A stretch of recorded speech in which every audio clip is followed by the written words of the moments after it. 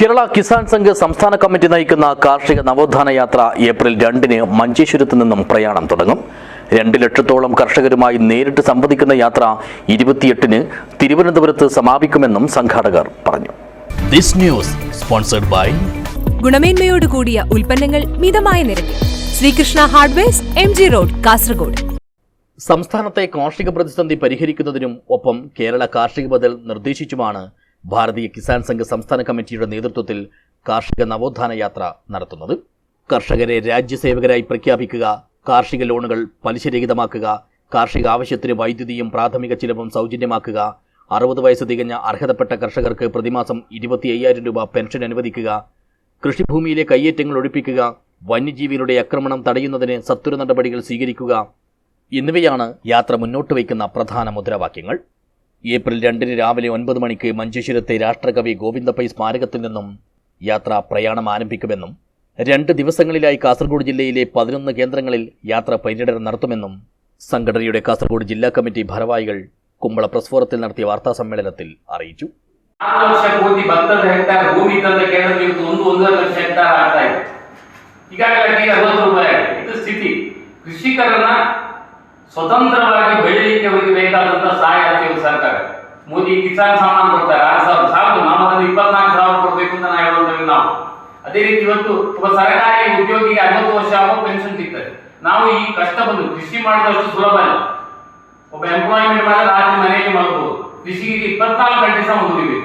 ಅವನಿಗೆ ಸರ್ಕಾರಿ ಉದ್ಯೋಗಿಗಳಿಗೆ ಕೊಟ್ಟಾಗ 25,000 ಪೆನ್ಷನ್ ಕೃಷಿಕರಿಗೆ ಕೊಡಬೇಕಂತ ಕಿಸಾನ್ ಸಂಘ ಒತ್ತಾಯ ಮಾಡ್ತಾರೆ.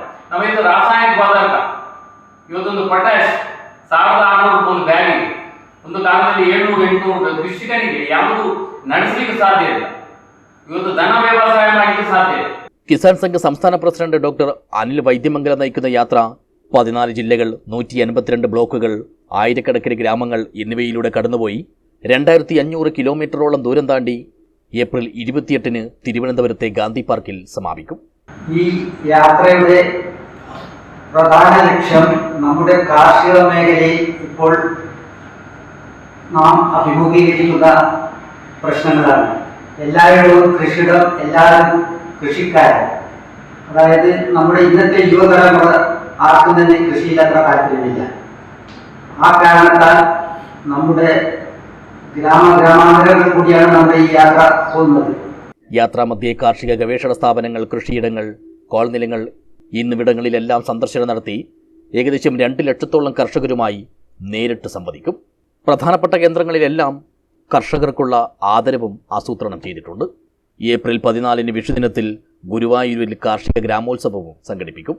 ഭാരതീയ കിസാൻ സംഘ് അഖിലേന്ത്യാ സെക്രട്ടറി ദിനേശ് ദത്താത്രേയ തുൽക്കർണി ഈ മേള ഉദ്ഘാടനം ചെയ്യും. കഴിഞ്ഞ 10 വർഷക്കാലമായി കാർഷിക വളർച്ചാ നിരക്കിൽ നെഗറ്റീവ് സൂചികയായി കേരളം മാറിയതായും മാറി വരുന്ന സംസ്ഥാന സർക്കാരുകളുടെ വികലമായ നയങ്ങൾ കേരളത്തിലെ കാർഷിക മേഖലയെ തകർത്തതായും നേതാക്കൾ കുറ്റപ്പെടുത്തി.